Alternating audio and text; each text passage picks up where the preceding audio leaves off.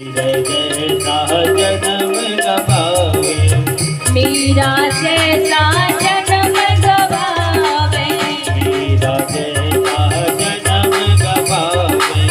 जग से दूर हटो ओ मरिया थोड़ी है, ओ जग से दूर हटो ओ मरिया थोड़ी है। राधे नाम जपो ओ मरिया थोड़ी है, ओ राधे नाम जपो ओ मरिया थोड़ी है। और भैया सबसे अच्छी बात क्या है पता है? राधा नाम में कितनी मस्ती है? कभी नाम लिया है? लिया है? राधे राधे किसने नाम लिया है? अच्छा लगता है, बुरा लगता है? कैसे कि कौन कहता है राधा नाम में मस्ती नहीं? कौन कहता है राधा नाम में मस्ती नहीं? कि कौन कहता है राधा नाम में मस्ती नहीं? हरि को और राधा नाम में वो मस्ती है जिसे स्वयं शराब भी पीने को तरसती है। मैया वो शक्ति है जो स्वयं शराब होती है ना, शराब वो भी पीने को तरसती है। अभी भैया ने वो आधी लाइन बोल पाई थी कि ये सारा पागल खाना है, तो मैं इसे पूरी कर दूं। ये सारा पागल खाना है, ये सारा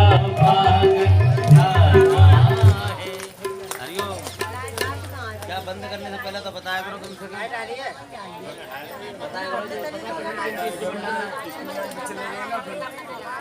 अपनी मर्जी से बंद कर देगा। जब पे काम नहीं होगा जब देर में ब्रो लगे ब्रो लगे ऐसे ब्रो लगे सीटी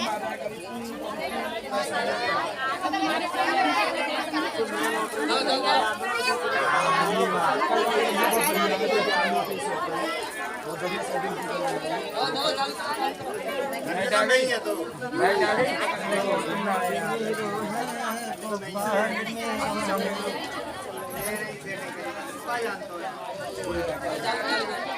ऑपरेटर कर आओ यही वहाँ तो करेंगे। कोई बात नहीं आज भी काम है।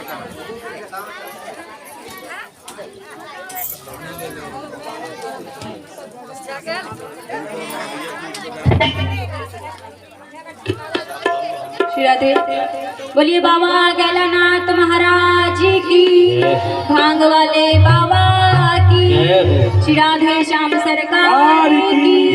तो मैया मैं कहाँ पे थी? ये सारा पागल खाना है कि ये सारा पागल खाना है, यहाँ पागल आते जाते हैं।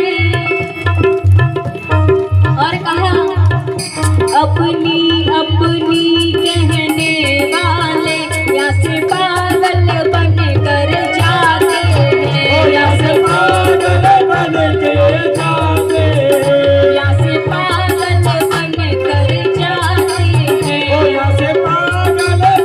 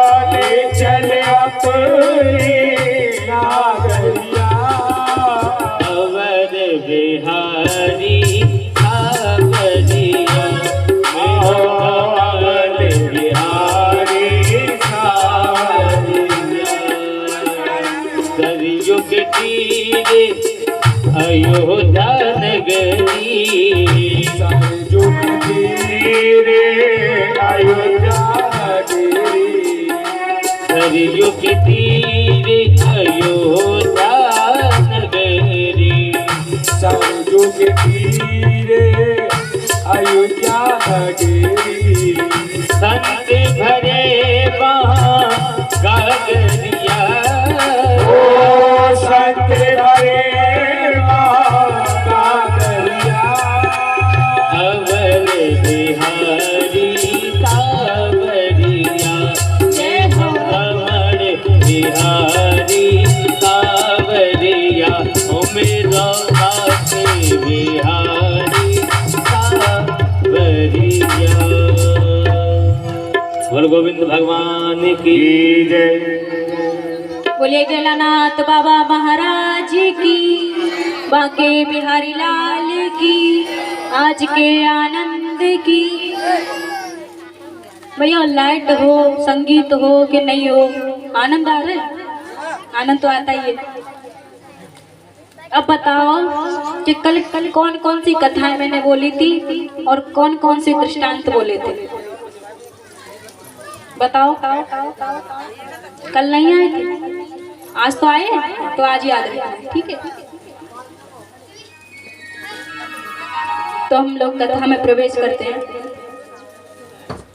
जन्माद्यस्य यतोऽन्वयादितरतश्चार्तेष्वभिज्ञस्वराट् तेने ब्रह्म हृदयाय आदिकवये मुह्यन्ति यत् सूरयः तेजोवारी मृदां यथा विनिमयो यत्र सर्गो मृषा धाम्ना स्वेन सदा निरस्तकुहकं सत्यं परं धीमहि। इस श्लोक में भगवान की व्याख्या है कैसे कि भगवान कैसे हैं? सत्य स्वरूप। भगवान कैसे हैं? सत्य स्वरूप। और मैयाओं मैंने कल बताया था कि सत्य कभी छुपता नहीं है। कैसा भी कार्य हो, सत्य नहीं मिटता।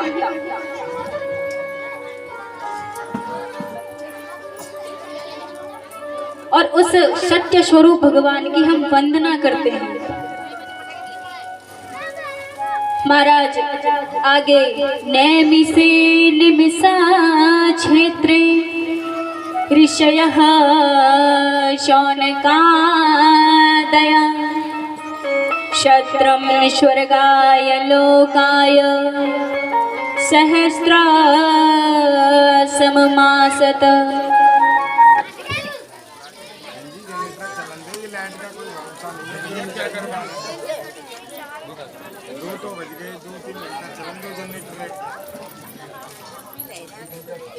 वैस और क्या है?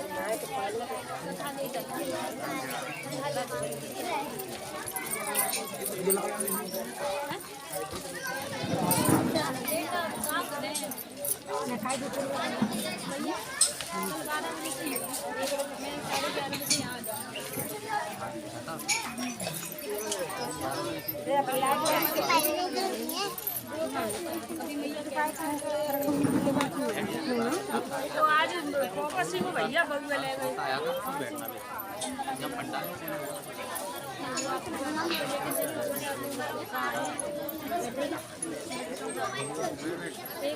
खाने व्यवस्था बनवाओ, बैठने को आप कहोगे 11 बजे बैठ जाएंगे। सुन रहे हो ना महाराज? जी 11 बजे बैठ जाएंगे। महाराज भगवान के सभी अवतारों के बारे में बताइए। देवकी के गर्भ से जन्म लेके लिया और जो जितनी कथाएं हैं वो हमें सारी बताइए कि भगवान कृष्ण ने देवकी के गर्भ से जन्म क्यों लिया है, किस लीला को करने के लिए लिया है, और जो भगवान की शरण में जाता है उसका क्या होता है। हमें इन सारे प्रश्नों का उत्तर दे दीजिए, हमें बड़ी लालसा हो रही है। तो इधर सूत जी महाराज कहने लगे, उन्होंने पहले सुखदेव जी महाराज का ध्यान किया, क्योंकि हमें जिसने दीक्षा दी है, शिक्षा तो अलग है और दीक्षा अलग है। शिक्षा माता पिता देते हैं और दीक्षा गुरु देते हैं। तो पहले सूत जी महाराज ने अपने गुरु सुखदेव जी महाराज का ध्यान किया। यम प्रव्रजन्तमनुपेतमपेत कृत्यं द्वैपायनो विरह कातराजुयावः पुत्रेति तन्मयतया तर्वो विनेदुस् तं सर्वभूत हृदयं मुनिमानतोऽस्मि। कर्मों से शून्य और जन्म होती हुई जंगल में चले गए, वन में न संस्कार हुआ, जाति कर्म कुछ संस्कार नहीं हुआ था, चले गए। ब्याजी हे पुत्र कह के पुकारने लगे।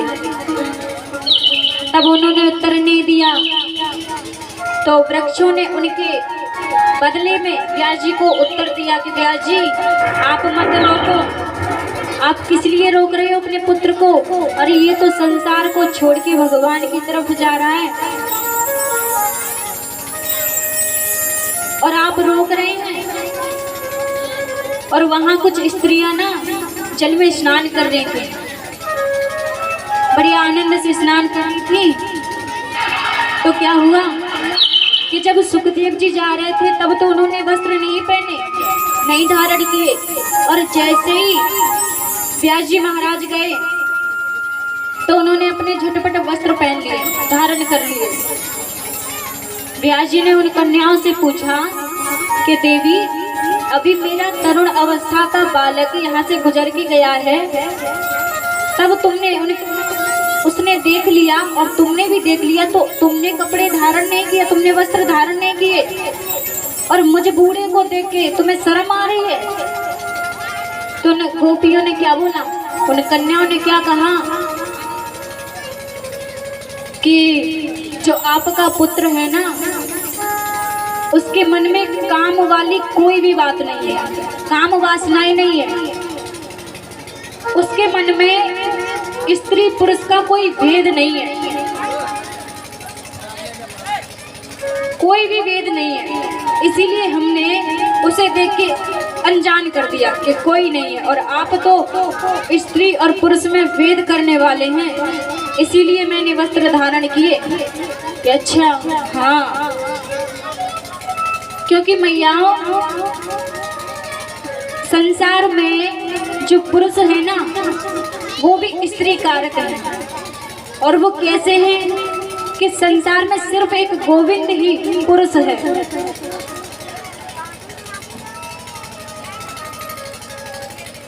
और गोविंद से बढ़ के कुछ नहीं है।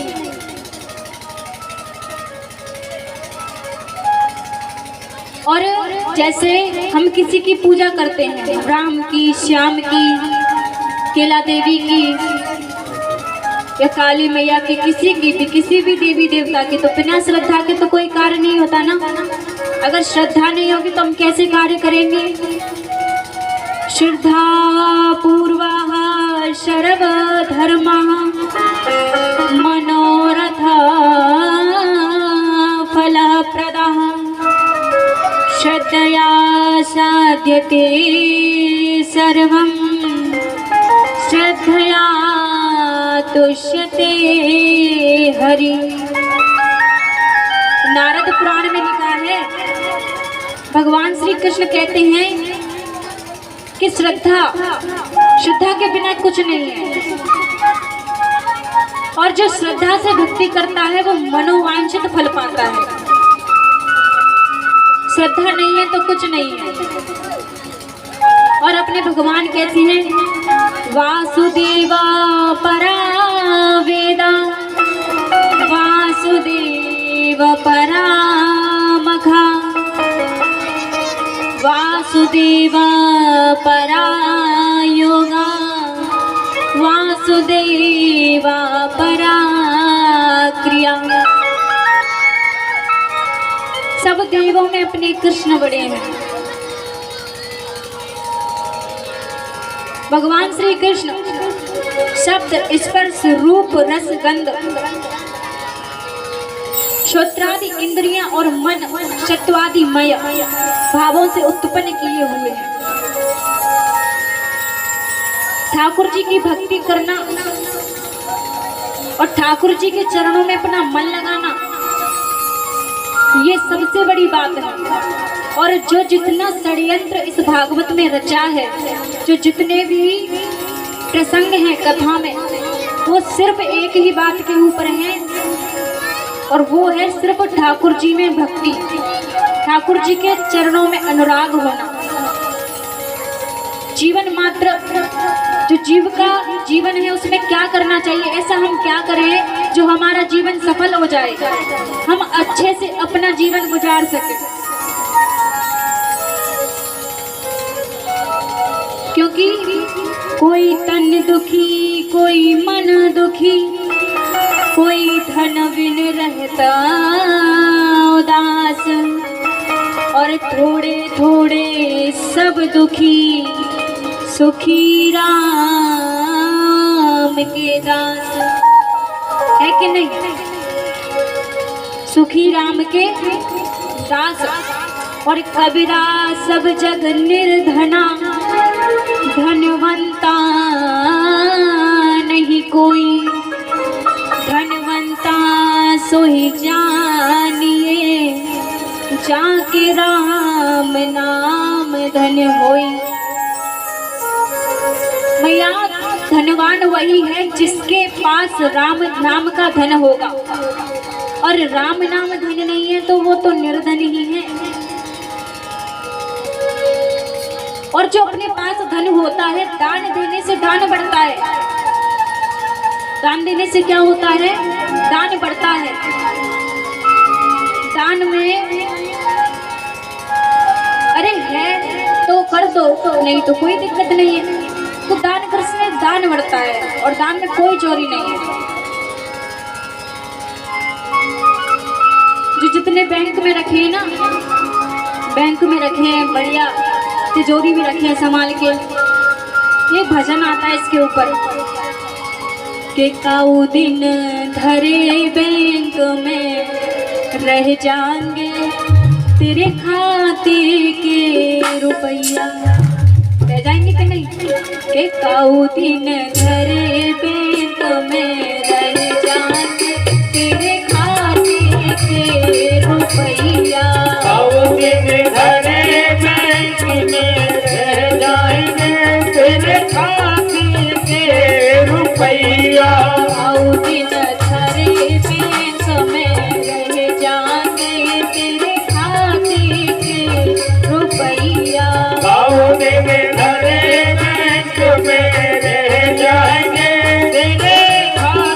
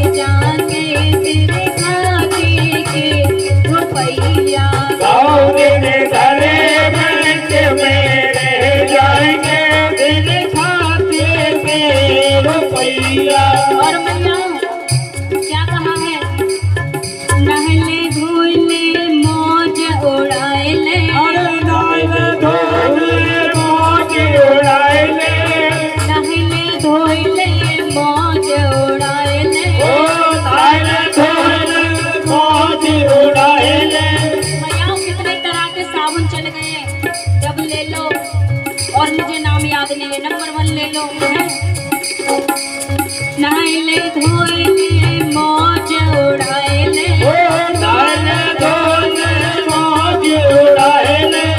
कितने साबुन तेल लगाए ले, कितने साबुन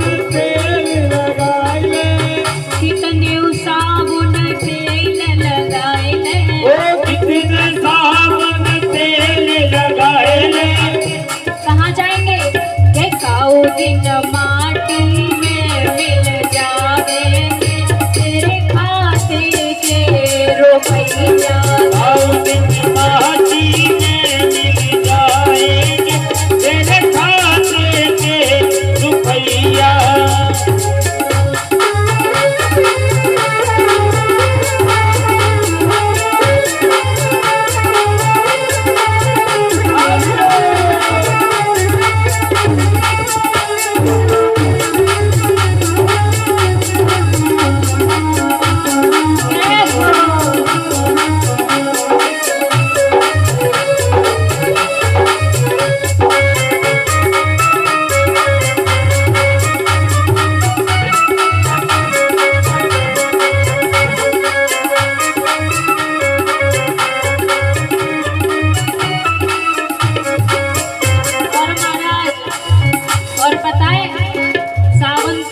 बहुत दूर की बात है, वो तो ठीक है, नहाएंगे नहीं तो कैसे शुद्ध होंगे? कैसे चंदन की पलिका बनवाए, चंदन के पलिका बनवाए, चंदन की पलिका बनवाए, चंदन के पलिका बनवाए। भैया हम जाते हैं ना दुकान पर, बढ़िया लकड़ी चुनते हैं, लकड़ी चुनते हैं कि नहीं, चंदन के पलिका बनवाए, बढ़िया चंदन के पलिका ऐसे ऐसे बनवाते हैं जैसे राजा महाराजा के हैं, और वो भी ठीक है।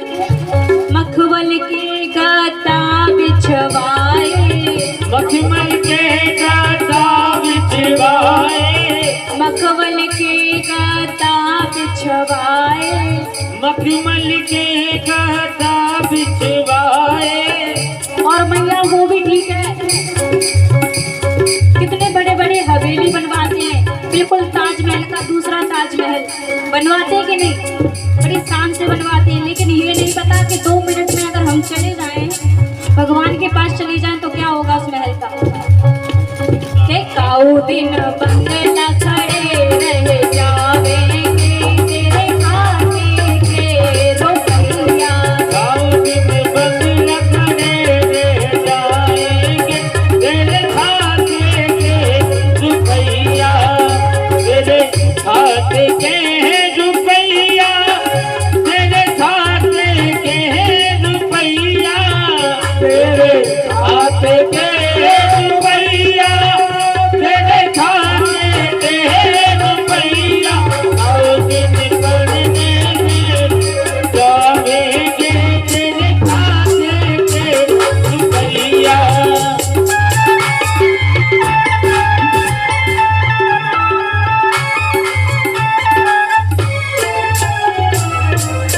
तो महाराज सही बात है ना कि काऊ दिन धरे बैंक में रह जाएंगे, तेरे खाते के रुपया। जोड़ जोड़ के जितना भी रख लो वो साथ देने वाले नहीं है, लेकिन ये है कि जितना हम कमा रहे हैं उतना ही खाएं तो अच्छा है। तो सूत जी महाराज ने कहा कि जैसे हम भोले बाबा की पूजा करने जा रहे हैं, तो आजकल क्या होता है कि जल चढ़ाते हैं ना, तो उन्हें गीला छोड़ के ही आ जाते हैं। तो मैया उन्होंने कहा है कि उन्हें गीला छोड़ के मत आओ, एक अपने साथ में एक रूमाल ले जाओ, और जैसे दूध चढ़ा रहे हैं, और एक और नई भक्ति कोई बताता होगा, लोटा लेते हैं, पानी लेते हैं, साथ में शक्कर और डाल देते हैं, चावल भी डाल देते हैं। मैयाओं एक बात हमें सोचनी चाहिए ना कि अगर हमें कोई मीठे पानी से नहलाए तो कैसा लगेगा? चींटी आ जाएंगे, उन्हें न बुलाओगे ना फिर भी आ जाएंगे। तो कहा है कि भोले बाबा की सेवा करो, लेकिन उन्हें जल चढ़ा के पहुंच के तो आओ अच्छे से। दूसरा आएगा ये सोचो, दूसरा आएगा वो भी तो गीला करेगा, हम पहुंच के आएंगे तो फिर भी गीले हो जाएंगे। उससे अपना काम करने दो।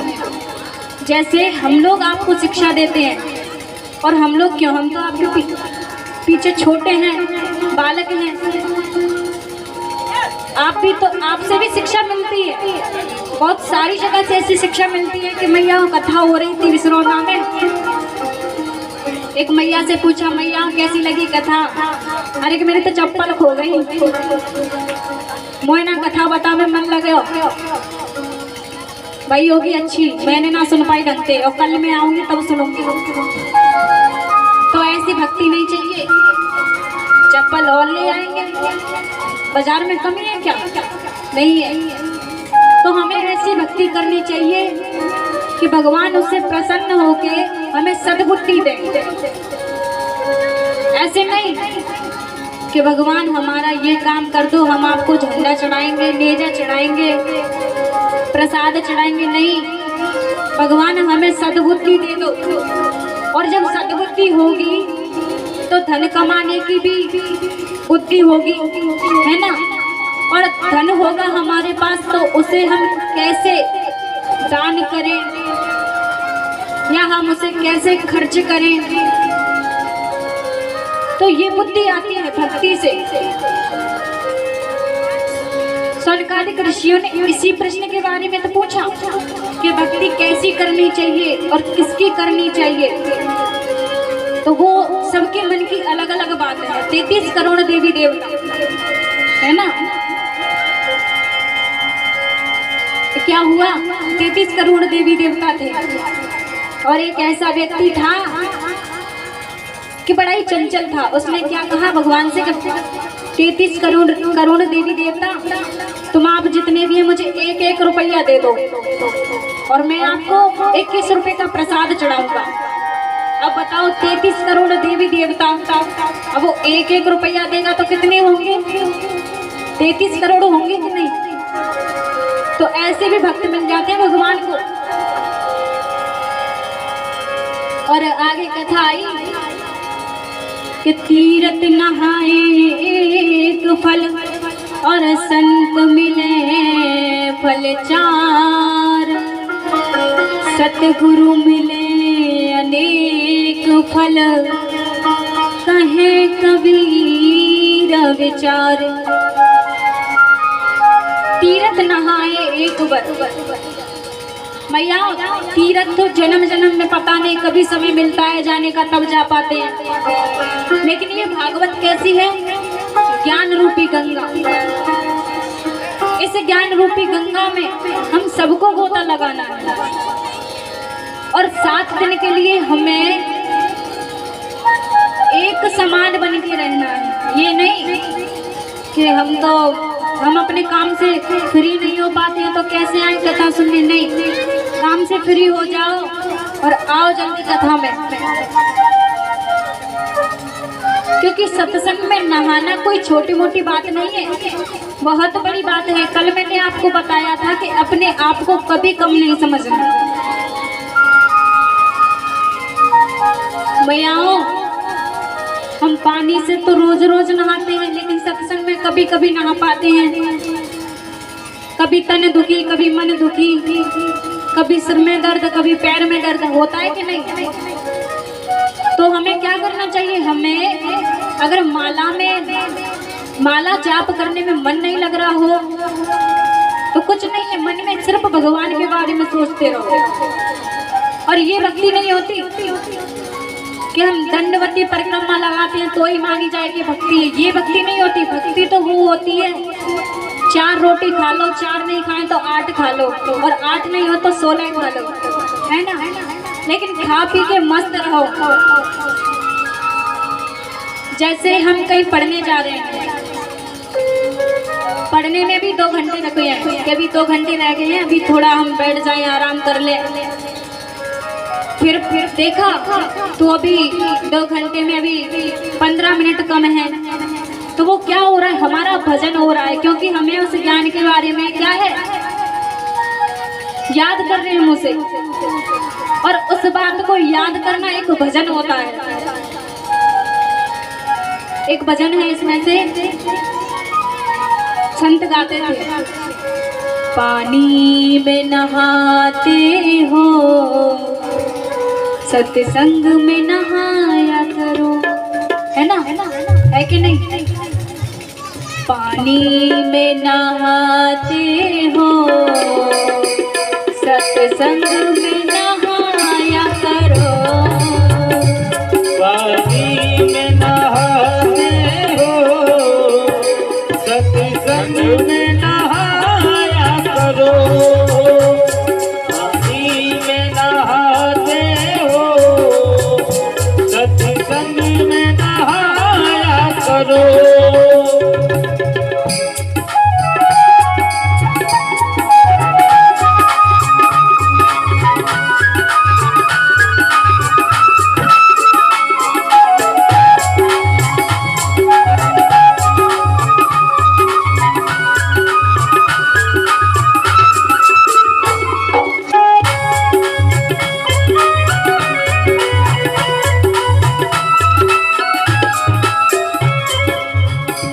और मैया भोजन तो हम रोज रोज करते हैं, सारा जीवन बीत गया, खाते खाते तुमको सब जीवन बीत गया, खाते खाते तुमको सब जीवन बीत गया, खाते खाते तुमको सब जीवन बीत गया, खाते खाते तुमको सब जीवन बीत गया।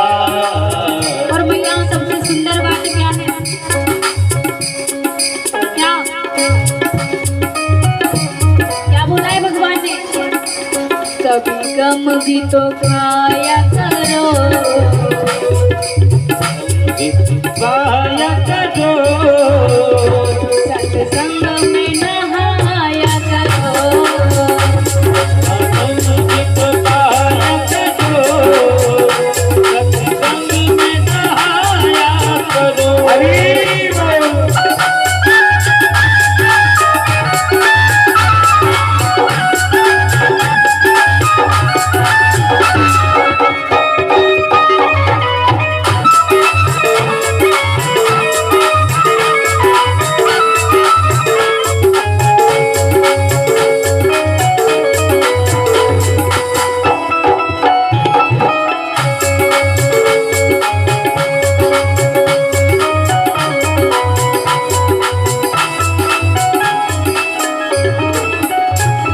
और सबसे सुंदर बात तो ये है, क्या बुराई करने में कितना अच्छा लगता है ना, लगता है कि नहीं, लगता है, नहीं लगता? औरों की बुराई तो तुम सुनते सुनाते हो, औरों की बुराई तो सुनते हो सुनाते हो, औरों की बुराई तो तुम सुनते सुनाते हो, औरों की बुराई तो तुम सुनते सुनाते हो। मैया जो बात कहने वाले उसके लिए हिम्मत जुटाना, क्या कभी अपनी बुराई भी, अपनी बुराई भी, कभी अपनी बुराई भी, कभी अपनी बुराई भी कह कर तो सुनाया करो, कभी अपनी बुराई भी कहकर तो सुनाया करो। महाराज पानी में नहाते हो सत्संग में नहाया, कितनी अच्छी बात है ना, औरों की बुराई तो तुम कितने अच्छे से सुनते हो, कुछ अपनी भी तो बोला करो कि हम कैसे हैं, हम तो दिन के 2 बजे नहाते हैं, शाम को 5 बजे भोजन करते हैं संध्या में, है ना। तो महाराज जो सुखदेव जी थे वन में चले गए, तो व्यास जी महाराज व्याकुल हो गए, उन्हें कैसे बुलाया जाए। तो व्यास जी ने अपने शिष्यों को भेजा कि तुम कैसे भी करके भगवान के 2-4 श्लोक सुना के सुखदेव जी को वापस मेरे पास ले आओ, मुझसे नहीं रहा जा रहा उनके बिना। तो बड़े ही सुंदर श्लोक भगवान की छवि का वर्णन किया। सुखदेव जी ने श्लोक सुना, वरहा पीडम नटवर बपहु कर्णयो कर्णकारं विप्रदवास कनक कपिशं वैजयन्तीं च मालां रन्ध्राण वेणोरधरा सुधया पूरयन् गोपवृन्दै वृन्दारण्यं स्वपदरमणं प्राविशद गीत कीर्ति। अरे महाराज सुखदेव जी ने इसे सुना। श्लोक में भगवान की अनोखी छवि का वर्णन है कि जब भगवान गायों को चरा के आते थे वृंदावन में, तो उनके मुख पर जो पसीना होता था उसकी बूंदें इतनी कोमल लगती थी, उनका इतनी सुहावनी सूरत कि गोपियां, हजारों गोपियां उन पर कुर्बान हो गई। और गोपियों की बात छोड़ के सुखदेव जी के थोड़े मन में विचार आया, अरे अच्छा ऐसा नहीं हो सकता, इतना सुंदर होगा तो गुण ऐसे कैसे हो जाएंगे। ये हकीकत है, जितना इंसान सुंदर होता है ना वो उतना ही बुरा निकलता है, और जो जितना ही कुरूप होता है उसे कुरूप नहीं कहा जाएगा, भगवान ने बनाया है वो उतना ही अच्छा होता है। तो सुखदेव जी ने मन में ये बात सोच के फिर वो समाधि में बैठ गए। अब दूसरे शिष्य ने दूसरा श्लोक बोला, बहुत प्यारा, अहो बकीयं स्तनकालकूटं जिघांसया पाय यदा प्रसादविः लेभे गतिं दातृषितां ततोऽन्यं कं वा दयालुं शरणं व्रजेम। अरे महाराज, इस श्लोक को सुन के तो सुखदेव जी महाराज रोने लगे। क्यों रोए पता है? कि अपने ठाकुर ने पूतना को क्या गति दी थी। मैया कथा तो सुनी है ना आपने, सुनी है ना पिताजी, कथा तो सुनी है ना। पूतना को माँ की गति प्रदान कर दी, और पूतना ने क्या किया था, अपने स्तनों में विष लगाकर आई थी। फिर भी भगवान ने कुछ ना जानकर और माँ की गति दे दी कि कोई बात नहीं, काम तो माँ का करने आई है ना। जब मैं रोता हूँ, मुझे भूख लगती है तो मैं रोता हूँ, तो मेरी माँ मुझे गोद में लेकर स्तनपान कराती है, तो इसने बड़ा अच्छा काम किया है, क्यों ना इसे पुरस्कार मिले। तो भगवान ने सदगति प्राप्त की थी कि नहीं उसकी, उसे उसका उद्धार किया था, उसे मारा नहीं था, उसका उद्धार किया था। और भगवान ने जितने भी राक्षसों का, दैत्यों का उद्धार ही किया है, उन्होंने मारा नहीं, संहार किया है, उद्धार किया है, इस धरती को हल्का किया है। श्री कृष्ण ने पूतना को माँ की गति प्रदान की। और इन दोनों श्लोकों को सुनकर सुखदेव जी दौड़े दौड़े अपने घर पे आ गए, अपने पिताजी के सामने फूट फूट कर रोने लगे, पिताजी कुछ भी हो आप मुझे भगवान की कथा श्रवण करा दो। पता है माँ का प्रेम कैसा होता है? माँ का जो प्रेम होता है ना वो लेने देने वाला नहीं होता, और जो पिता होते हैं उनकी तो बलिहारी है। पता है कैसे वो प्रेम करते हैं? पैसा खर्च करते हैं लेकिन वो जताते नहीं है कि हमने तुम्हारे लिए इतना सब कुछ किया है। और जो दुष्ट होते हैं वो भी क्या कहते हैं, स्त्री को गाली देते हैं। उन्हें समझ नहीं है ना, वो जानते नहीं है कि स्त्री क्या चीज है, इसीलिए वो उसे गाली देते हैं। लेकिन वो सरासर गलत करते हैं। क्यों गलत करते हैं? क्योंकि तूने भी तो एक स्त्री के गर्भ से जन्म लिया है। तुझे भगवान ने ऐसे ही थोड़ी पटक दिया धरती पे। जन्म दिया कि नहीं दिया? दिया है ना। तो माता पिता से बढ़ के कुछ नहीं है,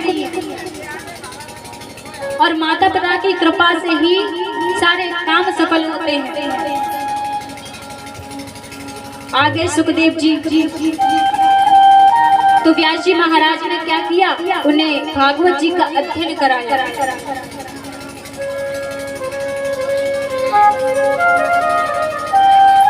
भागवत जी का अध्ययन कराया और एक बार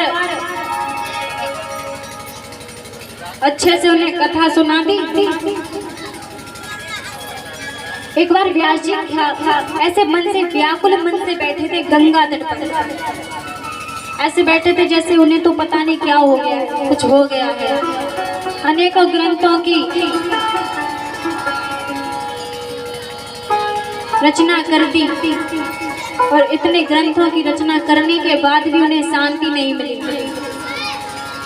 शांति नहीं मिली। अब हम भी तो हैं, अगर हमारी कोई चीज खो जाती है तो हम खलबली से मच जाते हैं, मन में शांति उत्पन्न नहीं होती।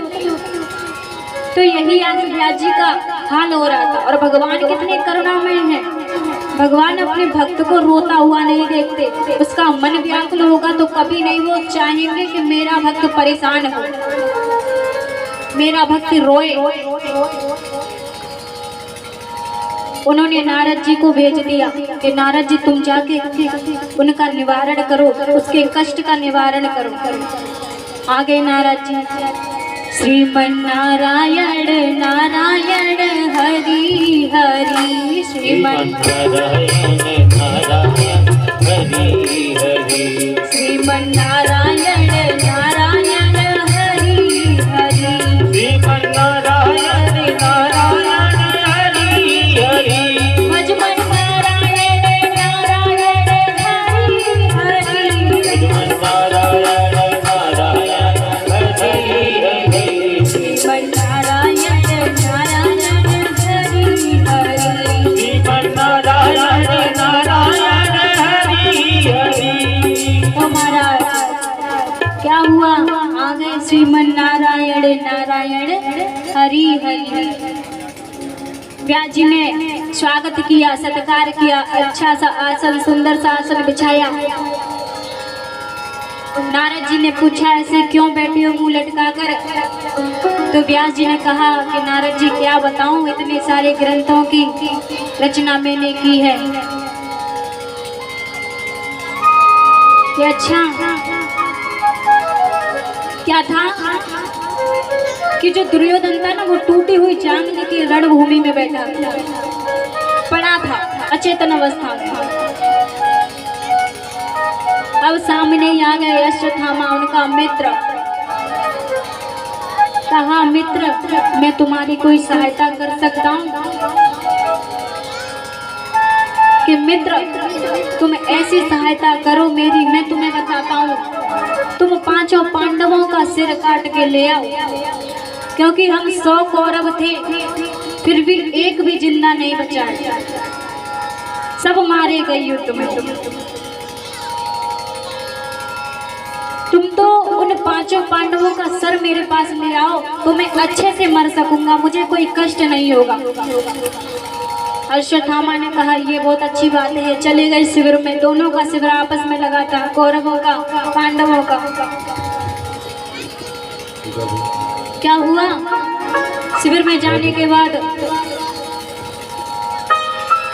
पांचों पांडवों की जगह पांचों पांडवों के बेटे लेटे थे, पुत्र। अश्वत्थामा ने ध्यान नहीं दिया, मैं बिल्कुल भी ध्यान नहीं दिया कि ये किसी की संतान है, ये इन्हें मार के क्या होगा। किसी ने कुछ भी नहीं, और उसने पांचों पांडवों की जगह पांचों पांडवों के पुत्रों का सर काट दिया।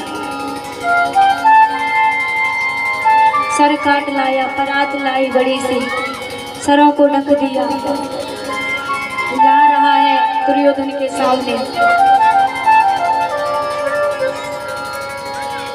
आ गए। जब शाम थी, लाते लाते सुबह हो रही है, और जैसे ही अश्वत्थामा ने वो परात से कपड़ा उठाया, वस्त्र को उठाया, वैसे दुर्योधन फूट फूट कर रोने लगा। अरे मित्र, तुमने ये क्या कर दिया? तुमने हमारे कुल में कोई पानी देने वाला, जल देने वाला नहीं छोड़ा। मित्र, तुम्हें दया नहीं आई, तुमने बहुत गलत कार्य किया है।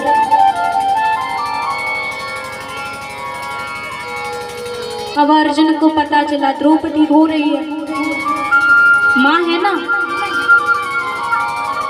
अरे माँ के बच्चे को अगर बुखार भी आ जाए तो उसे बहुत कष्ट होता है। क्यों होता है? क्योंकि उसने उसे जन्म दिया है। और कोई माँ जैसे बेटे से रिश्ता निभाती है, वैसे कोई नहीं निभा सकता। तो मैया द्रौपदी रो रही थी, बहुत जोर जोर से रो रही थी। क्या करे, पांचों पुत्र नहीं है उसके पास में। अर्जुन को क्रोध आया, अर्जुन पीछे ही चला, रथ के पीछे। अश्वत्थामा डरा, डर कर भागने लगा। कुछ नहीं बना तो ब्रह्मास्त्र चला दिया। अब ब्रह्मास्त्र चलाना तो जानता था, लेकिन लौटाना नहीं जानता। ब्रह्मास्त्र चला दिया पांचों पांडवों की तरफ। तो भगवान ने कहा कि अर्जुन, तुम भी ब्रह्मास्त्र चलाओ, तुम्हें तो लौटाना आता है ना। अर्जुन ने भी ब्रह्मास्त्र चला दिया। दोनों का महासंग्राम हुआ।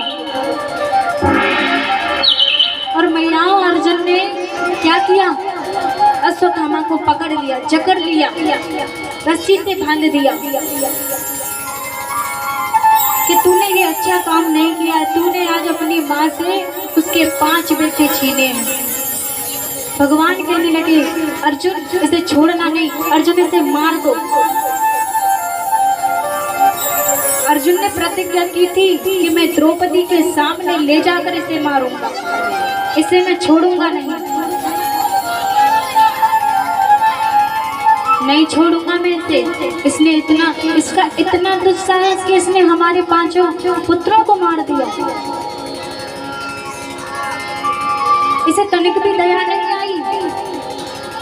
अब तो द्रौपदी के सामने ले आए। द्रौपदी तो क्या करे, वो तो अचेतन अवस्था में पड़ी है, उसे कोई भी होश नहीं है। और वो इसीलिए होश नहीं है कि क्या करे, बेटे थे उसके। उसने कहा, द्रौपदी ने अश्वत्थामा अर्जुन से, अरे कि अर्जुन तुम ये क्या कर रहे हो, तुम इसे छोड़ दो।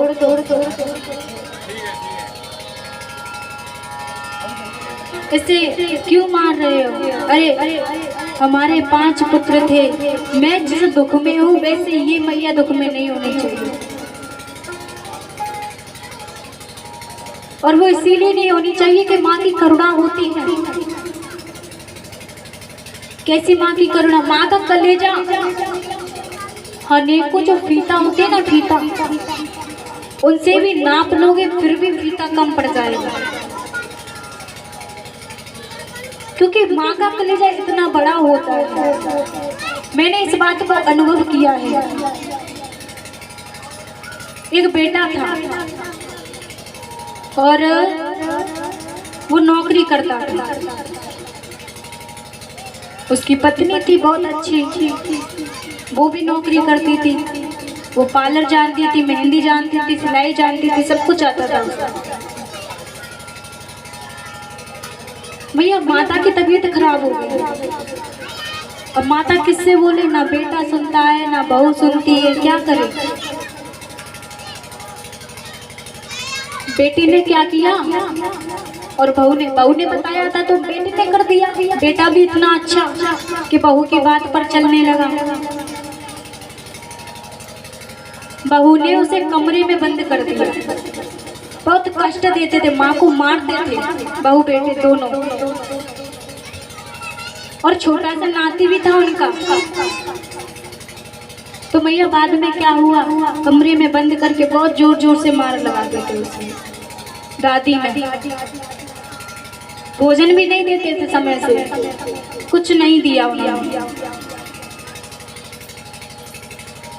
अब दादी क्या करे, अगर पुलिस को बुलाए तो बहू बेटे जाएंगे, तो कहीं से पता नहीं वो मार दे रही थी बहू और बेटा दोनों। तो कहीं से किसी ने वीडियो बना दिया, कैमरे से वीडियो बना दिया। जब तो खिड़की लगती थी कमरे में, वीडियो बनाई, पुलिस को कॉल कर दी कि देखो यहाँ कैसे कैसे अत्याचार हो रहे हैं। यहाँ माँ की करुणा नहीं देखी जाती किसी से। माँ ने उसे 9 मास गर्भ में रखा,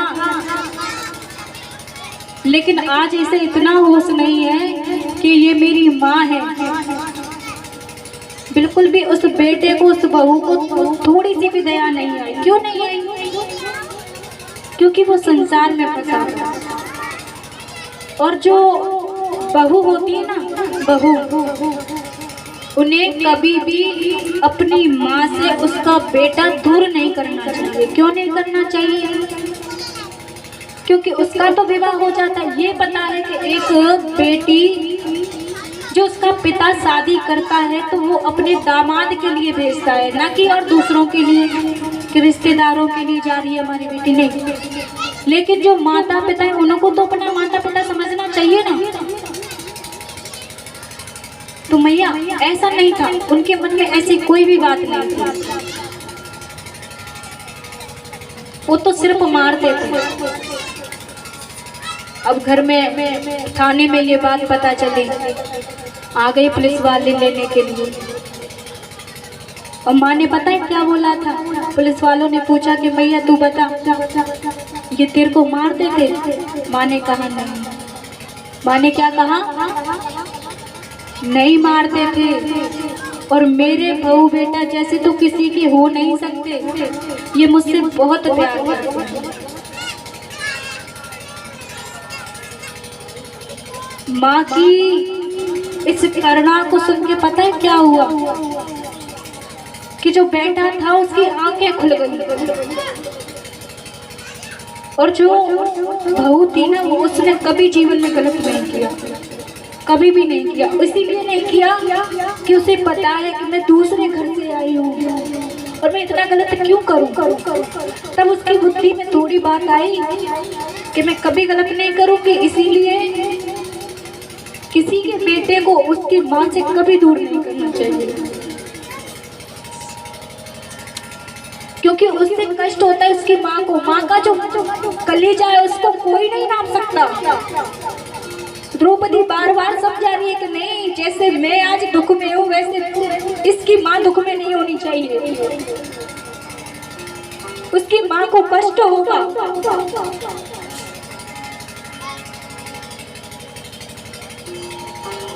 क्या करेगा? बहुत बुरा लग रहा था द्रौपदी को। द्रौपदी सहन नहीं कर पा रही थी इस बात को कि मेरे 5 बेटे नहीं रहे इस संसार में। और उस माँ के बेटे कैसे थे जो दोनों को मारते थे। हर बात को भूलो मगर माँ बाप को मत भूलना। हर बात को भूलो तुम मगर माँ बाप को मत भूलना। हर बात को भूलो मगर माँ बाप को मत भूलना।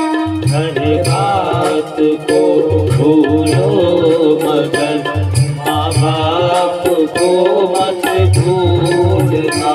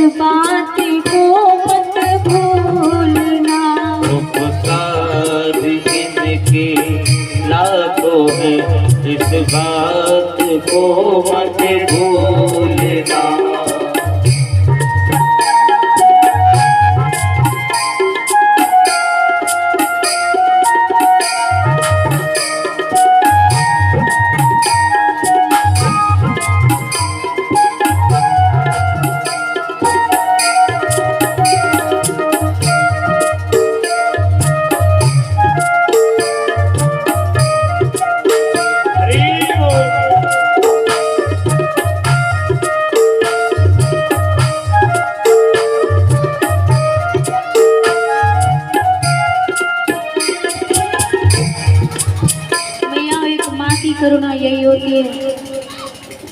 द्रौपदी के 5 पुत्र आज द्रौपदी के सामने नहीं है, एक भी पुत्र नहीं है। ये हो कि एक भी पुत्र हो, एक भी नहीं है। फिर भी आज कैसी करुणा कि अर्जुन इसे मत मार, जैसे मैं रो रही हूँ वैसे ये रोएगा, इसकी माँ रोएगी। तो अर्जुन ने क्या कहा, भगवान की तरफ देखा, भगवान ने कहा कि अर्जुन आतताई को ऐसा दंड देना चाहिए, ना मृत्यु हो और ना वो जीवित बचे। तो अर्जुन ने क्या कहा कि ठीक है, मैं आपकी बात मानूंगा।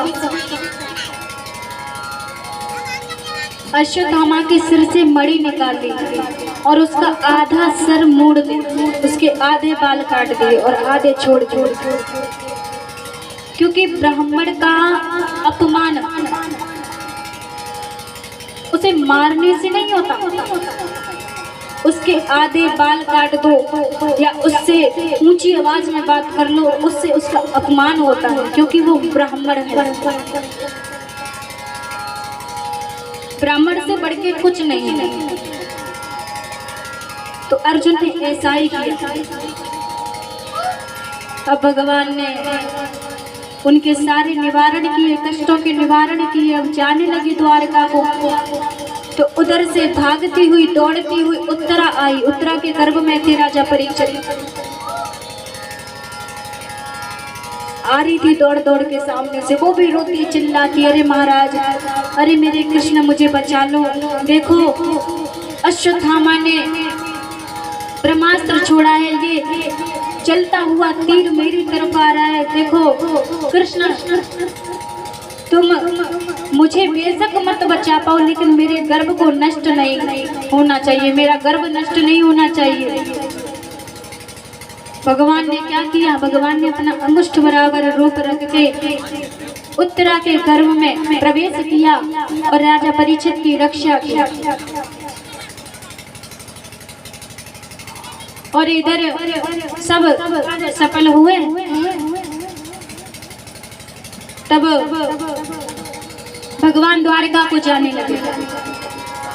अब द्वारका जाने लगे तो सारे पांडव, मैया कुंती, बुआ कुंती आ गए उनके समक्ष।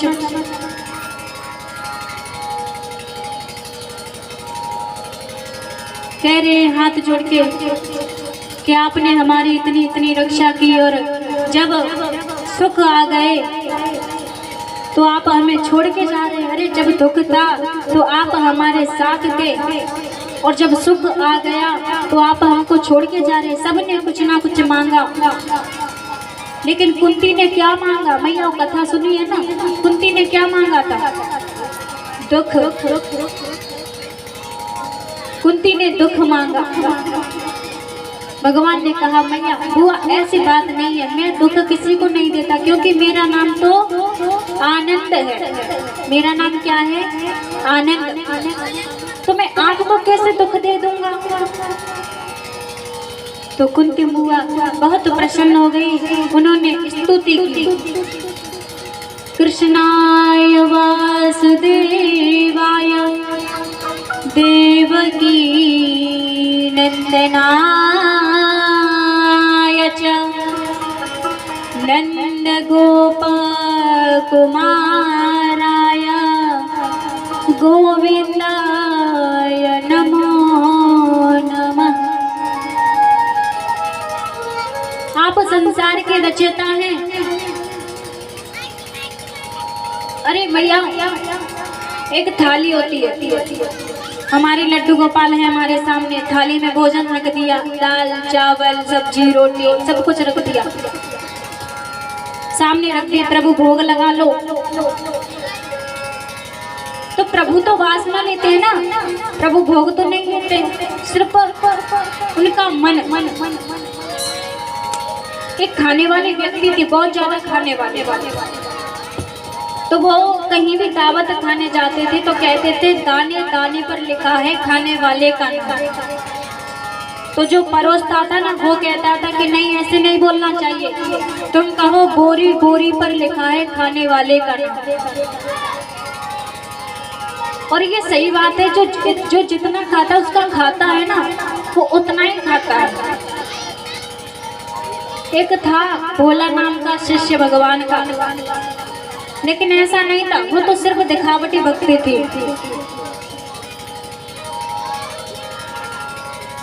माता पिता के सामने बहुत भोजन करता था, बिना भोजन के उसे कुछ भी अच्छा नहीं लगता था, बिना भोजन के वो रह भी नहीं सकता था। तो घर वालों ने उसे भगा दिया कि पता नहीं इतना क्यों खाता है। अब वो रोता हुआ चला गया। देखते देखते एक मोटे ताजी संत एकदम फक्कड़ बाबा बैठे थे सामने। बाबा को देख के प्रणाम किया। बाबा और कैसे, ये मोटी ताजी चमड़ी को क्या हाल है? अरे इसका मुझे कोई उपाय बताओ, ये कैसे हो गई? अरे कि महाराज तो माला जप लेते हैं, भोजन मिल जाता है और हो गए मोटे। कि महाराज हमें भी ऐसा ही कराओ, कि उसके लिए माला जाप करना पड़ेगा। कि ठीक है हम कर लेंगे, कोई बात नहीं है, तो पहले तुम दीक्षा ले लो, उसके बाद हम चलेंगे भोजन में। अरे कि नहीं महाराज, पहले भोजन उसके बाद माला। कि ठीक है। भोजन हो गया और आराम से पड़ा रहे, खाता रहे, पड़ा रहे, माला जपता रहे, कुछ काम नहीं उस पर, आराम से पड़ा रहे। अब एक दिन क्या हुआ, आ गई एकादशी आ गई, गया भोजनालय में। अरे के महाराज आज जलपान वानी कुछ नहीं हुआ। अरे के भैया आज एकादशी है। क्या है?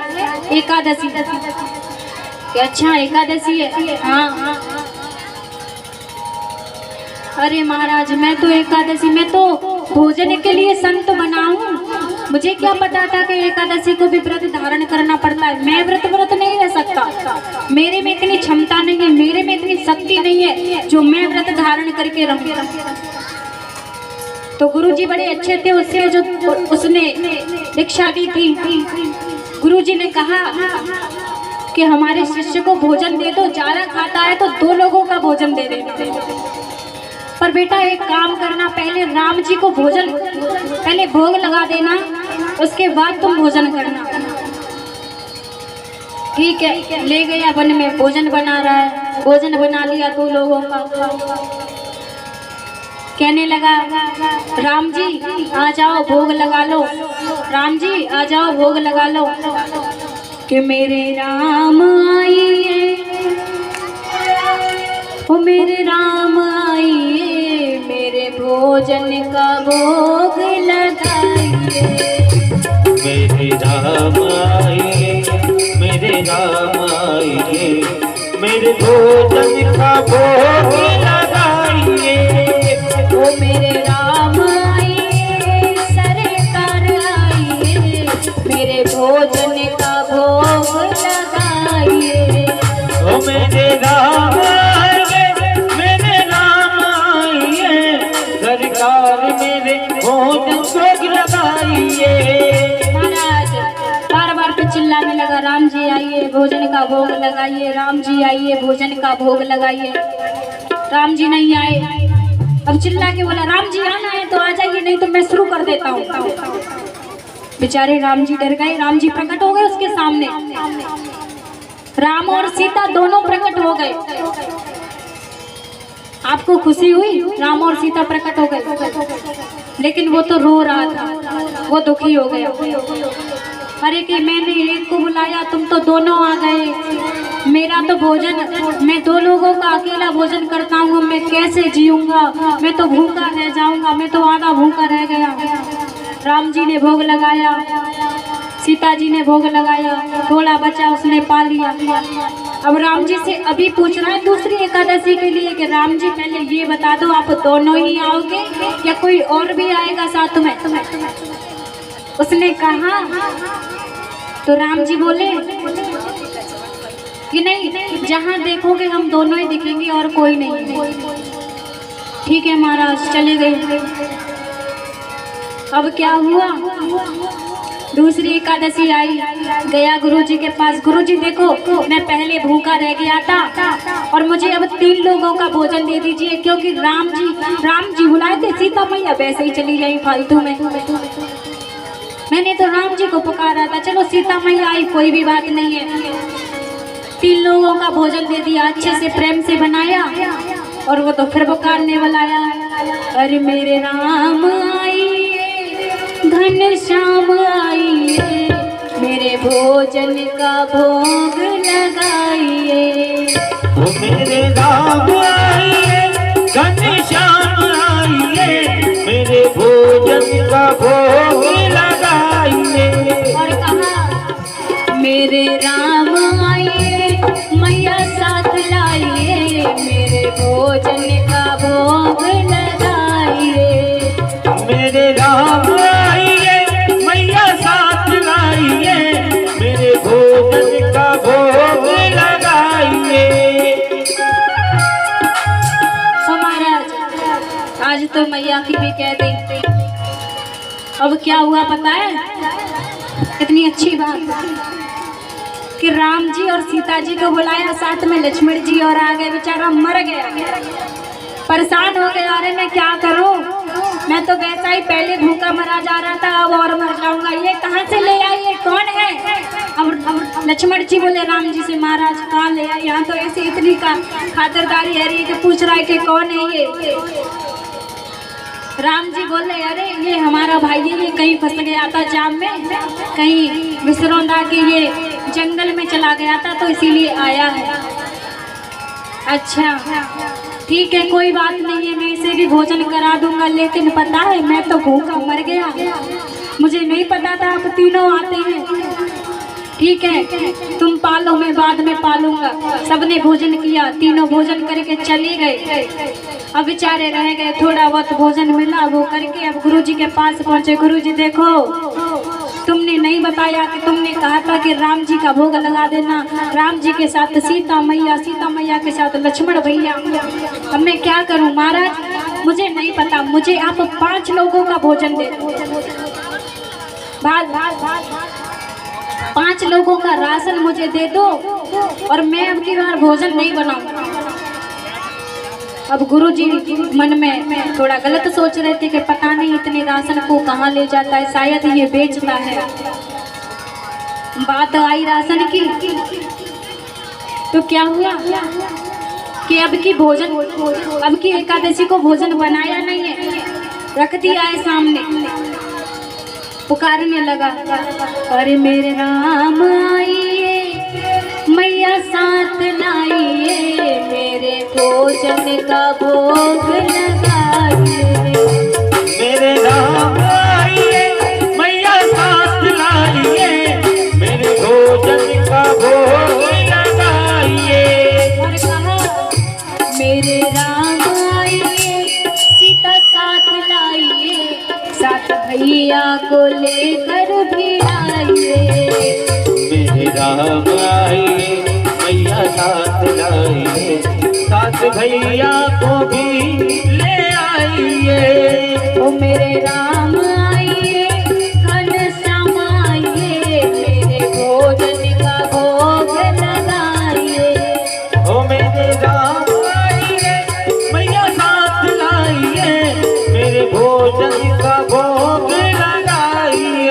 अब तो महाराज बड़ी विपत्ति आ गई, पता है कैसी विपत्ति आ गई, राम जी आ गए, सीता मैया आ गई, लक्ष्मण भैया आ गए, शत्रुघ्न जी, भरत जी और बेचारे वो बानर जी, हनुमान जी। अब तो बेचारा और परेशान हो गया कि मैंने किस किस को बुलाया और यहाँ कितने लोग चले आए। अरे भैया बस करो, अब प्रकट मत हो, इतने ठीक हैं। अब राम जी बोले कहाँ है हमारा भोजन, बोल उस भक्त ने कहा कैसा भोजन, अरे कि तुम भोजन हमें लगाते थे ना, भोग लगाते थे, कि कैसा भोजन, मैंने किसी का भोज नहीं बनाया, मैं नहीं भोजन बनाऊंगा, अपने आप बनाओ, ये लगा है तुम्हारा राशन पानी, अपने आप बना लो, मैं तो चला आराम करने। आज वो बैठा है आराम से, मैया सीता भोजन बना रही है, राम जी सब्जी अमनिया कर रहे हैं। और बेचारे वो हनुमान जी लकड़ी बीन बीन कर ला रहे हैं जंगल में जाकर। आज ऐसी लीला कर रहे हैं कि ठीक है। अब गुरुजी देख रहे थे, थोड़ी दूर से आए, मैं इसके पीछे पीछे जाऊंगा, ये देखता तो हूँ क्या करता है ये उस राशन का। गए गुरुजी पीछे पीछे, देखा बैठा है राशन ऐसे ही रखा है। गुरुजी ने पूछा, बेटा भोजन नहीं बनाया तूने आज? कि नहीं, मैं किसी के लिए भोजन नहीं बनाऊंगा, मुझे नहीं पता था ये सारी बारात की बारात आ जाएगी, मैंने तो सिर्फ राम जी को बुलाया। अब इस बारात के लिए कौन भोजन बनाए, मैं नहीं बनाऊंगा भोजन। अरे कि बेटा बना लो, इस राशन का क्या होगा? अरे कि तुम्हें ना दिख रहा, तुमका अंधे है गए हो, मेरे सामने ये बारात बना रही है भोजन। अब तो गुरुजी आश्चर्य में पड़ गए कि इसे सब कुछ दिख रहा है, मुझे क्यों नहीं दिख रहा। गुरुजी ने कहा, कौन बना रहा है, कैसा भोजन बन रहा है? अरे कि तुम्हारे सामने सीता जी सब्जी बना रही हैं, राम जी रोटी बना रहे हैं, और क्या करें। अब तो गुरुजी और बेकार हाल उनको, क्या करे। गुरुजी कह रहे, बेटा मुझे कुछ नहीं दिखाई दे रहा। अब तो भक्त जोर जोर से रोने लगा, महाराज ये कैसी विपत्ति है। एक तो आप राशन के बारे में मुझे गलत सोचते होंगे कि मैं इतना राशन कहाँ ले जाता हूँ, और अब और गलत सोचेंगे कि बताओ मेरे सामने सारी बारात की बारात खड़ी है और आपको ना राम ना लक्ष्मण ना सीता कोई नहीं दिख रहा है। ऐसी बात। अब तो राम जी के पास गया भक्त, दौड़ते दौड़ते, राम जी कैसे भी करके आप मेरे गुरु जी को दिख जाओ। राम जी ने कहा कि मैं उसी को देखता हूँ जो सरल होता है, अन्यथा मैं किसी को नहीं दिखूंगा। अब तो चेला परेशान था कि अब मुझे गुरुजी मुझ पर विश्वास नहीं करेंगे कि ये राशन हमारे भगवान भोग लगा रहे हैं। और जब प्रकट हुए थे ना, तो उस भक्त ने पूछा कि भगवान मैं तो सिर्फ भोजन के लिए संत बना था, तो ये कैसी पीड़ा है, मेरे गुरु को आप क्यों नहीं दिख रहे हैं? तो भगवान ने कहा था ना कि मैं तो सरल को दिखता हूँ, जो सरल होता है मैं उसे अपने दर्शन देता हूँ, बाकी किसी को अपने दर्शन नहीं देता। अब भक्त ने बहुत प्रार्थना की, प्रार्थना करने पर भगवान ने उनके गुरु को भी दर्शन दिया और बहुत अच्छे से दर्शन किया। आज तो धन्य हो गया गुरु, जो शिष्य की वजह से आज गुरु को दर्शन होता है ना, क्योंकि गुरु जी भी तो सरल थे तो शिष्य सरल मिला। अगर शिष्य थोड़ा कठोर होता तो गुरु कैसे होते, है ना। तो ये गुरु शिष्य की बात होती है, और भगवान सरल को ही मिलते हैं, जो सरल होता है उसे ही भगवान प्राप्त होते हैं। आगे कथा आई, नारद जी आए युधिष्ठिर के पास। जब सारा काम सफल हुआ, युधिष्ठिर से कहा कि अब इस राज्य को त्याग दो, स्वर्गारोहण होने जा रहा है और इस धरती पर कलयुग आ जाएगा, यहाँ कोई भी कुछ नहीं बच पाएगा। दुर्योधन को गाली दी तो दुर्योधन ने उल्टा नारद जी को दे दिया। विदुर जी आए थे, विदुर जी को गाली दे दी।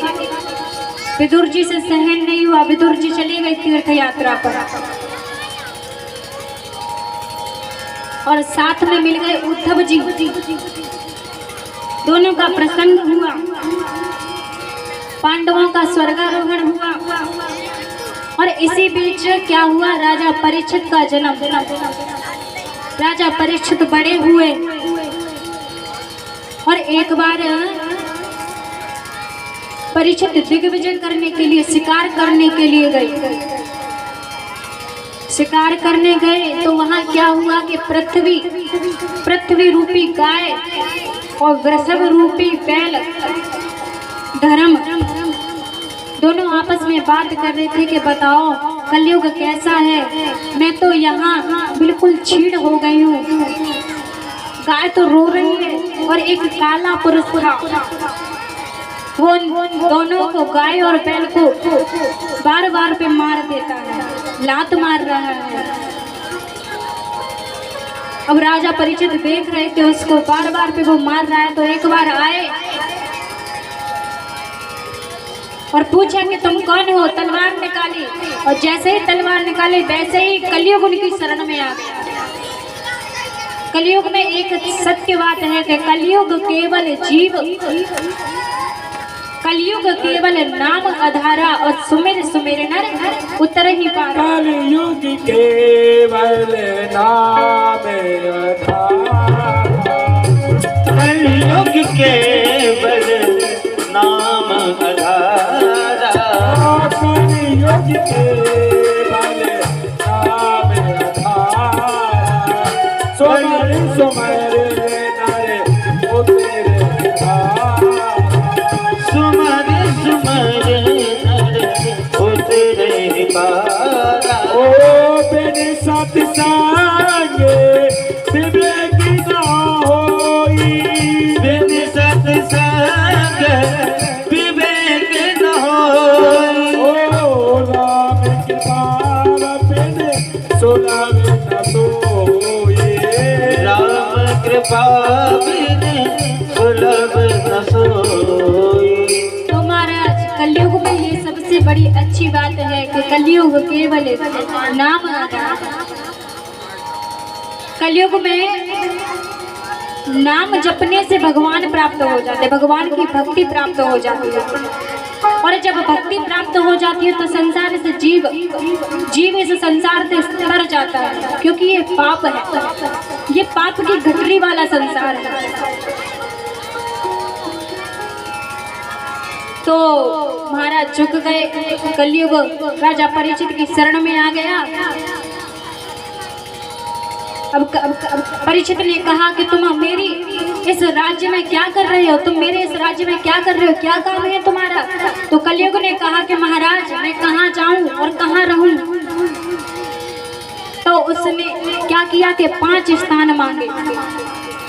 कलयुग ने राजा परीक्षित से 5 स्थान मांगे, पहले तो 4 मांगे, फिर एक और मर्जी से मांगे कि 4 कमरे हमारे लिए थोड़े, हमें तो एक और कमरा चाहिए जहाँ जुआ होता है। द्वितम पानम स्त्रिया शूना यत्रा धर्मश चतुर्विध। एक जहाँ झूठ बोला जाता है और दूसरा जो शराब लोग पीते हैं, ठेका है ना, तीसरा है स्त्री और 4 है हिंसा। अब तो कलयुग परेशान हो गया, अरे हमें 4 कमरे, हमें एक और चाहिए। तो राजा परीक्षित ने कहा कि चल ठीक है, तू इतनी जिद कर रहा है तो तू एक और ले ले, चल तुझे सोना में एक और स्थान दे दिया। और मैया पिताजी इस जो 4 स्थान है, 5 स्थान है, इन स्थानों पर कभी भूल के भी नहीं जाना चाहिए जहाँ झूठ बोला जाता हो, जहाँ जुआ खेला जाता हो और जहाँ स्त्रियां बैठकर कोई बातचीत कर रही हैं। और यहाँ जहाँ ये लोग जो शराब पी रहे हो, इन लोगों के पास हमें भूलकर भी नहीं जाना चाहिए। और सबसे बड़ी बात ये है कि जो धन हम कमाते हैं ना, उसे हमें नीति से कमाना चाहिए, अनीति से नहीं। क्योंकि अनीति से जो कमाया हुआ धन होता है वो कलयुग का उसमें निवास होता है। इसीलिए हमें जो स्वर्ण का कोई भी वस्तु, कोई भी हार कंगन कुछ भी बनाना है तो अपने दम से जो हम कमाते हैं उस धन से बनाना चाहिए, उसमें कलयुग का निवास नहीं होता। लेकिन जो किसी से छीना हुआ धन होता है उसमें कलयुग का निवास होता है। एक बार क्या हुआ, राजा परीक्षित ने देखा एक कमरे में जवाहरात रखे थे, उसमें जरासंध का मुकुट रखा था। जरासंध का मुकुट अच्छा लग रहा था, उस राजा परीक्षित ने पहन लिया और शिकार करने के लिए चले गए। जब शिकार करने गए तो परेशान हो गए, थक गए। अब थक के क्या करें, चिड़चिड़ापन आया शरीर में।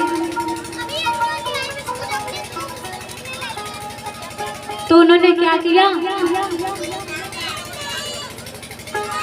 एक ऋषि के पास जाते हैं। उस ऋषि के पास गए और वो तो ऋषि ध्यान में थे, श्रृंगी ऋषि ध्यान में थे।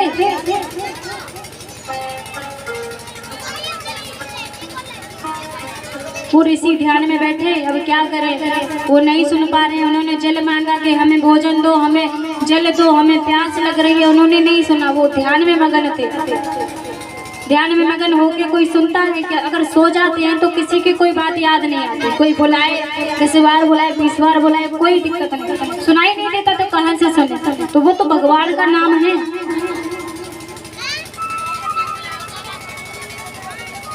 अब भगवान का नाम लेके क्या हुआ, उन्हें नहीं पता है कि उनके सामने राजा परीक्षित खड़े, वही मरा हुआ सर्प पड़ा। उस सर्प को लेके तीर की नोक पर, तलवार की नोक पर समीक ऋषि के गले में डाल दिया। और ये जो ये दृश्य हो रहा था, ये समीक जो ऋषि थे उनके पुत्र श्रृंगी, उनके पुत्र थे श्रृंगी। श्रृंगी ऋषि नहीं थे, उनके पुत्र श्रृंगी थे। उनके मित्र ने ये सारा दृश्य देखा और कौशिकी नदी के पास उनके पुत्र खेल रहे थे। उन्हें सारा वृतांत सुना दिया कि देखो तुम्हारे पिताजी के गले में राजा ने एक राक्षस जैसा कार्य किया है। उन्हें तनिक भी दया नहीं आई और मरे हुए सर्प को उनके गले में डाल दिया। अब तो महाराज श्रृंगी पुत्र समीक पुत्र श्रृंगी रोने लगा, चिल्लाने लगा, अरे ऐसा दुस्साहस राजा का, राजा ने राक्षस जैसा दैत्य जैसा कार्य किया, ऐसे मैं दंड देता हूँ। उन्होंने कौशिकी नदी का जल अंजलि में लिया और श्राप दे दिया। क्या श्राप दिया कि आज से 7वें दिन तक्षक के डसने से तेरी मृत्यु हो जाएगी, मैं ये श्राप देता हूँ। घर आए, आश्रम में पहुंचे,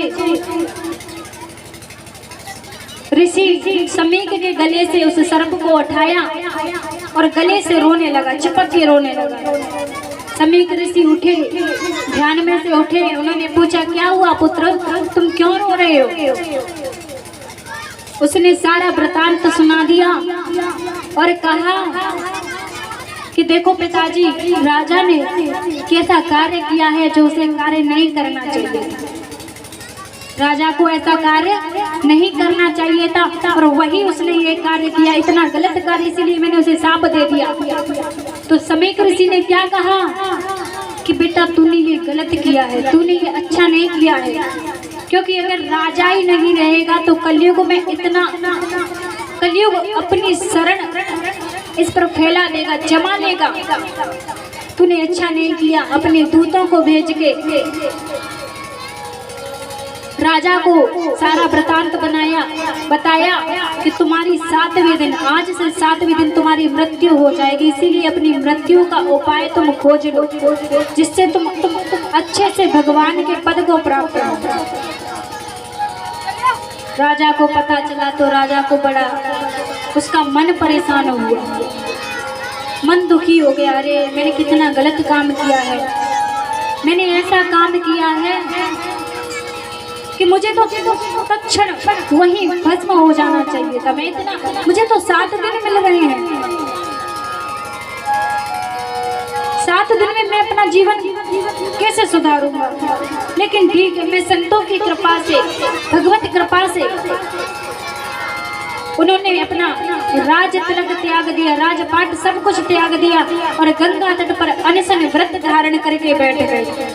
सारे ऋषि मुनि अपने शिष्यों सहित वहां बैठे राजा परीक्षित के सामने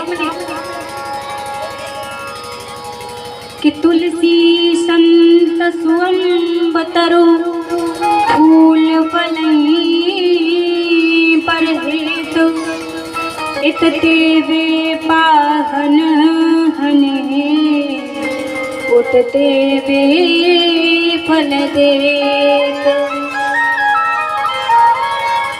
संतों की संगति सर्वदा संगतकारी। कैसी? कल्याणकारी। संतों का संग बड़े भाग्य से मिलता है। सत्संगति है कल्प तरु, श्रद्धा जा कमूल। जो तू चाहे मोक्ष फल, हरि चर्चा मत भूल। अगर तुम्हें अपना कल्याण चाहना है तो हरि चर्चा मत भूलो। हम हरि चर्चा भूलते हैं तभी तो कलयुग हमें घेरता है। और जब हम हरि चर्चा नहीं भूलेंगे तो कलयुग इतना भी इसका दुस्साहस नहीं होगा कि वो हमें पकड़ ले। हमारा हाथ तो बहुत दूर बात, उंगली भी पकड़ ले, उसकी इतनी हिम्मत नहीं होगी कि जल्द डूब चाहे मेरो चढ़ विद्या ऋतु व्यापार। अनहोनी होती नहीं, होनी अमित विचार। जो होना है वो होता है। राजा ने यह मान लिया। जब उसे पता चला कि मेरा सब कुछ, मैं 7 दिन में मृत्यु को प्राप्त हो जाऊंगा, उसने अपना सब कुछ त्याग दिया। उसने अपना सब कुछ त्याग दिया और त्याग करके ऋषियों के साथ में, संतों के साथ में आज उनका मिलन हुआ। बड़े कृपा से संतों का मिलन हुआ। राजा उनकी बार बार प्रशंसा करने लगा, क्योंकि बड़े भाग्य मानुष तन पावा, है कि नहीं? बड़े भाग्य से मनुष्य तन मिलता है।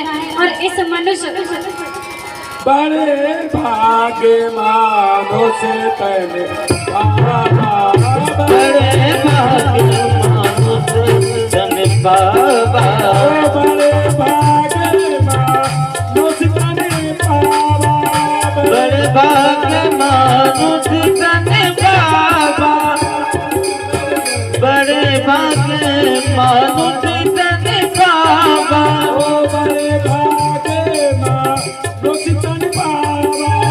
सोरे लवे लवे जय सब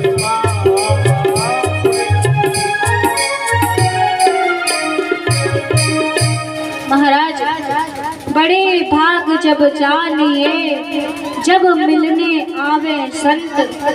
संतन को मिलनो करे और सब कष्टन को अंत। बड़े भाग्य से संत मिलते हैं।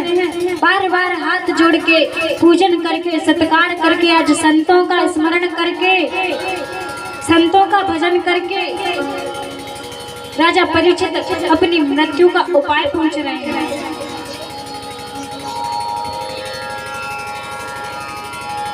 अब क्या हुआ? संतों के पास राजा ने पूछा कि मृत्यमाण पुरुष को, जो जल्दी मरने वाला व्यक्तियों से क्या करना चाहिए? सारे संत चुपचाप बैठे हैं, उन्हें नहीं पता क्या करना चाहिए, क्योंकि वो तो सदा भजन करते हैं। उन्होंने कहा भजन करना चाहिए, तो ठीक है, कोई बात नहीं, भजन कर लेंगे। और क्योंकि भजन से बढ़ के कुछ नहीं। राजा ने सारे संतों से पूछा, संतों ने उत्तर नहीं दी, संत उत्तर नहीं दे पाए। तो राजा की बात मान के सुखदेव जी के पास पहुंचे कि सुखदेव जी आप ही कुछ कर सकते हैं। सुखदेव जी ने कहा नहीं, हम नहीं आएंगे, और हम तो अपना पूजा पाठ कर रहे हैं, हम नहीं आ सकते। अब संतों ने उन्हें एक दृष्टांत सुनाया कि एक अंधा है और एक कुआं है। वो अंधा कुएं के पास जा रहा है और कुआं के पास आप बैठे हो पहले से ही। तो ये बताओ, आपकी तो आंखें हैं ना सुखदेव जी, आपकी तो आंखें हैं, इस अंधे को आप कुएं में गिरने से बचाओगे या अपना भजन पूजा पाठ करोगे? तब सुखदेव जी ने कहा कि मैं तो उस अंधे को बचाऊंगा, क्योंकि अंधे को बचाऊंगा तभी तो मेरा पूजा पाठ सफल होगा, नहीं तो नहीं होगा। मान गए सारी बात को, चल दिए। राजा परीक्षित ने यथा स्थान पर से उठकर और सुखदेव जी महाराज का पूजन किया, बहुत सुंदर आसन दिया। अब तो सुखदेव जी बैठ गए।